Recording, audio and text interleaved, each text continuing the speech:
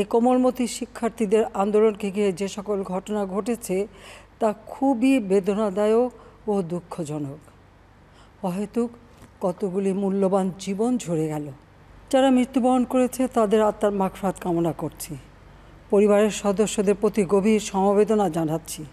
যারা হত্যাকাণ্ডের শিকার হয়েছে তাদের পরিবারের জন্য জীবন জীবিকা নির্বাহের ক্ষেত্রে যে সহযোগিতা দরকার তা আমি করব। আমি দ্ব্যর্থহীনভাবে ঘোষণা করছি, যারা হত্যাকাণ্ড, লুটপাট ও সন্ত্রাসী কর্মকাণ্ড চালিয়েছে, এরা যেই হোক না কেন, তারা যেন উপযুক্ত শাস্তি পায় সে ব্যবস্থা নেওয়া হবে। সর্বোচ্চ আদালতের রায় আসা পর্যন্ত ধৈর্য ধরে অপেক্ষা করার জন্য আমি সকলকে বিশেষভাবে অনুরোধ জানাচ্ছি। আমার বিশ্বাস আমাদের ছাত্র সমাজ উচ্চ আদালত থেকে ন্যায় বিচারই পাবে, তাদের হতাশ হতে হবে না।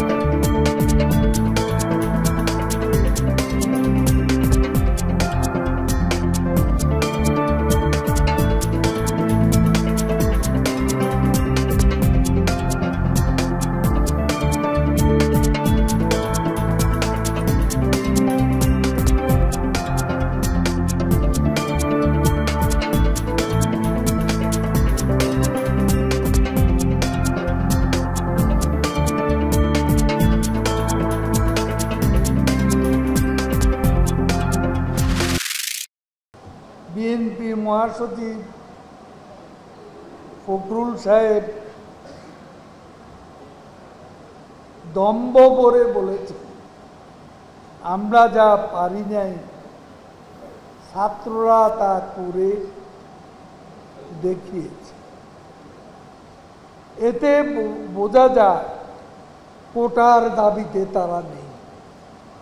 তারা নির্বাচিত সরকারকে হটাতে চায়। এই মুহূর্ত থেকে আমরা মাঠে থাকব, লড়াইয়ের মাঠে থাকব। আমরা লড়াই করব, প্রতিরোধ করব এবং ইনশাআল্লাহ পরাজিত করব।